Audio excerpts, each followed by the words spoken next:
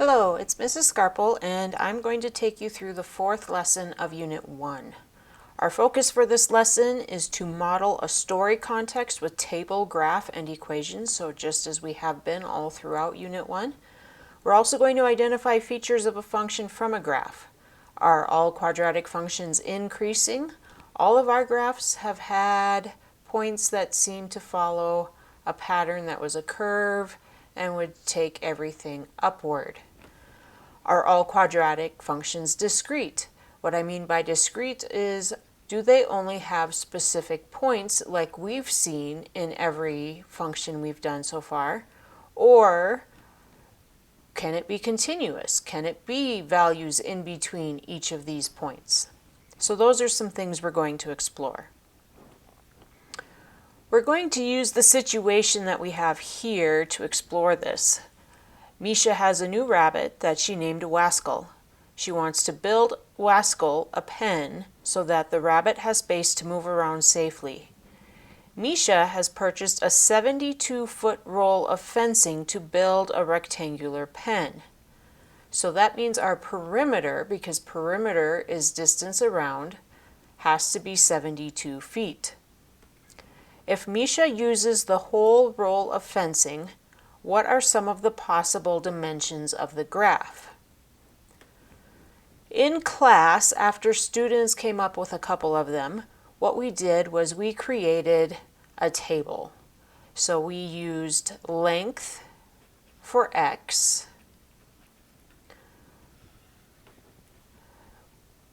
we found the width so that our perimeter was always 72 feet. And we also calculated the area, because what we're going to ultimately look at is the area of the pen. So if we start with a length of 1, that means each of these sides is 1. To find the width, we know we have a total of 72. We've used 2 feet. But then we have 2 sides that make up the width. So we need to divide by 2 to get part of it. So 70 minus 2 is 70, divided by 2, gave us a width of 35. Area is length times width, so 1 times 35 is 35. We can do the same thing going up to a length of 2. If I change my lengths here to be each of them 2, that means I actually end up using 4 feet of fencing. So 72 minus 4 divided by 2. So that's going to be 68 divided by 2 is 34 feet of fencing. To find the area, I'm going to take 2 times 34 is 68 feet. Or square feet, actually, because we're talking area. Let's try this with a length of 3. So notice my length is increasing by 1 each time. Change our lengths on our picture here to be 3 and 3. That means we're using a total of 6. So 72 minus 6 divided by 2. 72 minus 6 is 66. Divided by 2 is 33. And the area is 3 times 33, or 99 square feet. Now, some students noticed that as our length increased by 1, our width also decreased by 1. So they were able to continue a pattern, and then some students noticed that when there was a length, I'm going to just create another table over here, of 17, they had a width of 19, So the area was 323 square feet.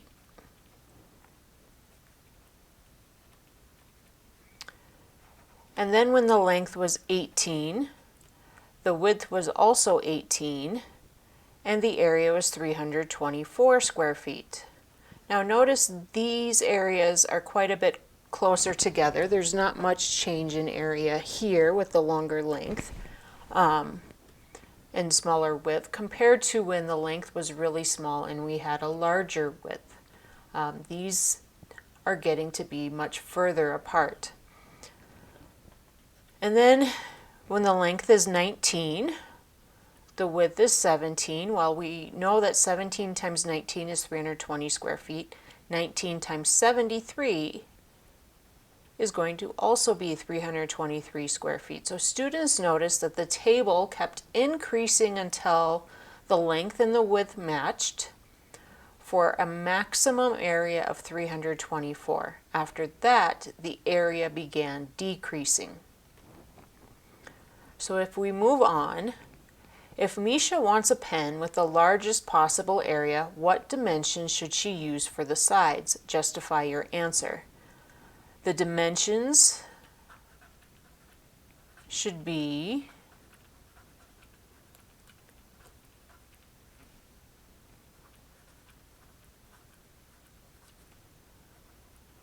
18 feet by 18 feet for a maximum area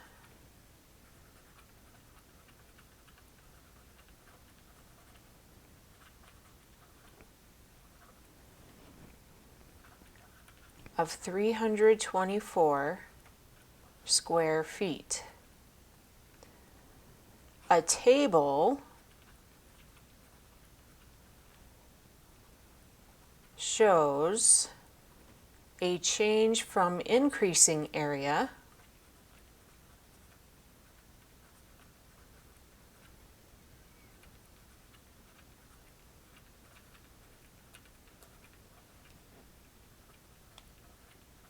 to decreasing area.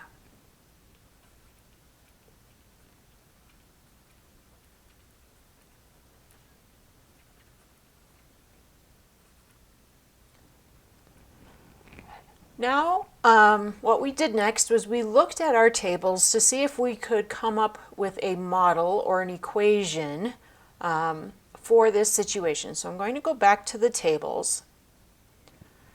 And if we look at these tables, 1 plus 35 is 36. 2 plus 34 is 36. 3 plus 33 is 36. 17 plus 19 is 36. So our length and our width always add up to 36. When it came to finding our general formula for area for any x length, since both of these add up to 36, our width would be described as 36 minus whatever the value of x is. So 36 minus 1 is 35. 36 minus 2 is 34. 36 minus 3 is 33, and so on. And then if we remember that area is length times width, we can write area in terms of x as x times 36 minus x.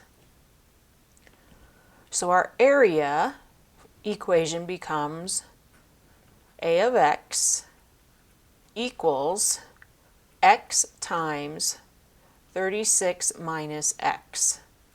And we can distribute and have the equation 36x minus x squared. And then instead of plotting points and graphing this by hand, we used our graphing calculators. They had a window where the minimum value of x was 0, the maximum value was 40, and I believe we went up to 330 for our maximum height on the y. So the y went from 0 to 330. But for the purposes of our notes for our tablet, we saw that the graph would start at 0, 0, and it kept increasing until 18, 324, and then it began decreasing to 36. So we ended up with a graph with a shape like this.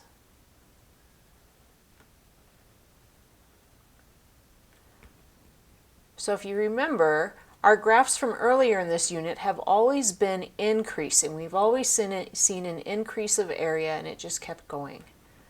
With this particular situation, we have an increasing, but then it starts to decrease. This is a full parabola. That's the other thing with our graph. So we've only seen half of it, one side of it. So this is a parabola that has a negative x squared. It's going to be open down. So these are the models for the equation and the graph. And as we can see from the equation, we have an x squared term, but the graph is also a parabola. So we can say that this is a quadratic function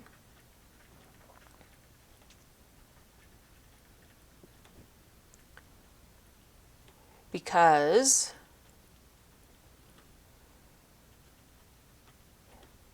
the term with the highest power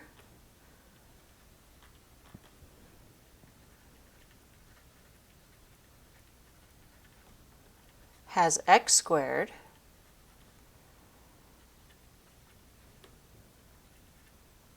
and the graph is a parabola.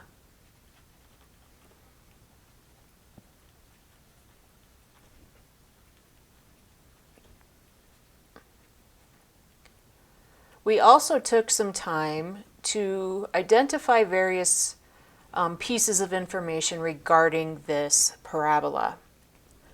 This point, this highest point, is our maximum point, but more specifically,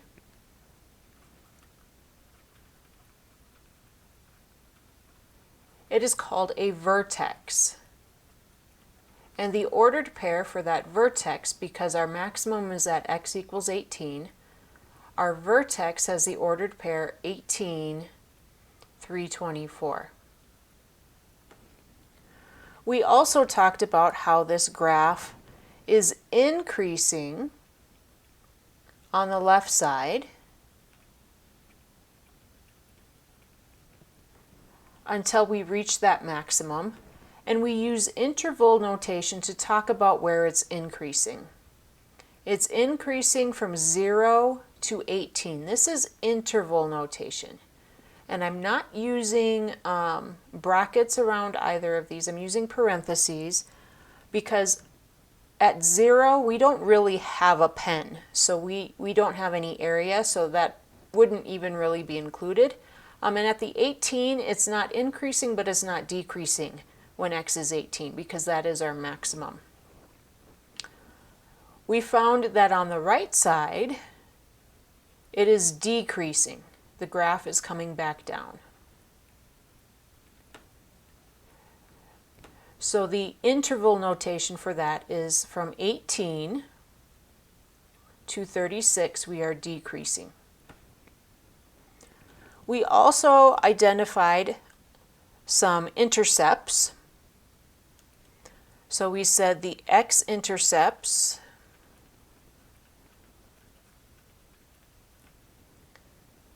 are located at 0, 0 and 36, 0. So 0, 0 and 36, 0, that's where our graph touches the x-axis. We describe the domain, and because this is a very particular situation where we can't have negative area, we can't have negative lengths, we say that our domain is from 0 to 36. Again, using parentheses because we can't actually have dimensions of 0 and 36, but we can get really close to it. The range goes from 0 up to 324. So the domain, this is x values. The range, again, we can't include the 0, up to 324, and we do have an actual area of 324 square feet, so I'm using a square bracket here. So range is y values. And this particular curve is what we call continuous. It's a continuous function because we can have measurements that are like 4.5 feet, 5.75 feet. So those are some other, that was one other item that we mentioned about this particular graph. So our takeaways. If we were to look closer at the table, we would find that the first difference is a linear function, the second difference is constant, but negative. The function has a maximum at x equals 18. The equation has two linear factors which multiply to make an equation with it should say a negative x term. And those two linear factors were x and 36 minus x. Those were our two factors. The graph is a parabola. We mentioned the domain and the range, where it's increasing and decreasing. And this should say decreasing to 18 to 36. The maximum is located at 18,324. This is also the vertex. We identified the x-intercepts and that this is a continuous function. So that takes care of modeling a context from a story. We're now going to look at some review material. And last semester we did find slope. Slope is the change in y over the change in x. If you're familiar, the formula is y2 minus y1 over x2 minus x1. But one thing I did notice last semester is that many students preferred using a table to find slope. So for number 1, if we take these ordered pairs and write them in an xy table, we'd have 5, 4, and we'd have negative 3, 20. So to find our slope, the change from 4 to 20 is that we added 16. From 5 to 3, we subtracted 8.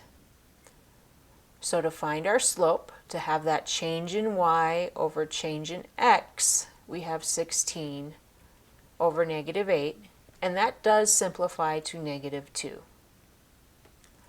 For table number 2, or for, I shouldn't say table number 2, but for problem number 2, our table would look like negative 7, 12, negative 10, 14, and again find that change in y, which is plus 2, that change in x, which is minus 3, and our slope, again using the y over the x, is 2 over negative 3.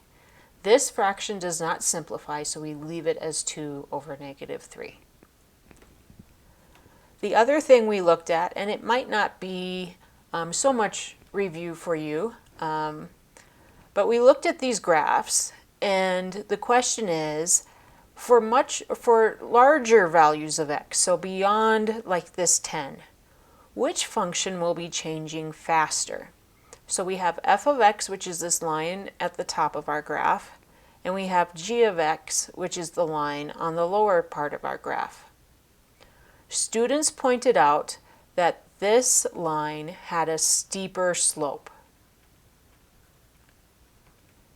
And because it had a steeper slope, the function g of x will be changing faster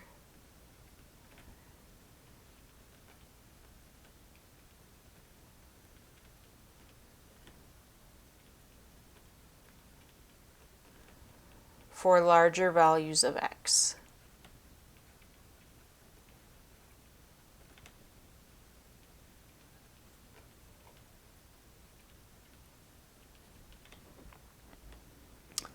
For number 4, we have two curves.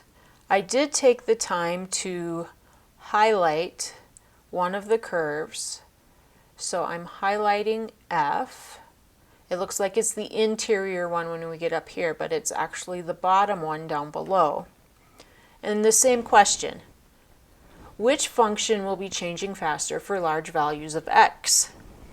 We can see that f of x is slower to increase, or is not as high as g of x to start with.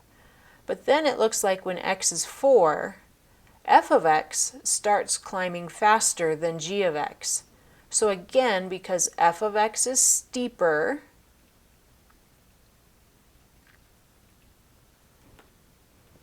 we would say that f of x will be changing faster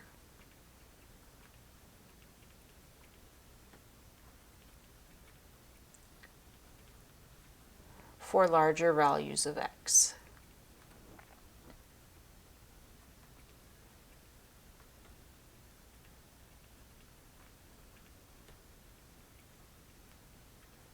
So this statement goes with problem 4, and this statement goes with problem 3.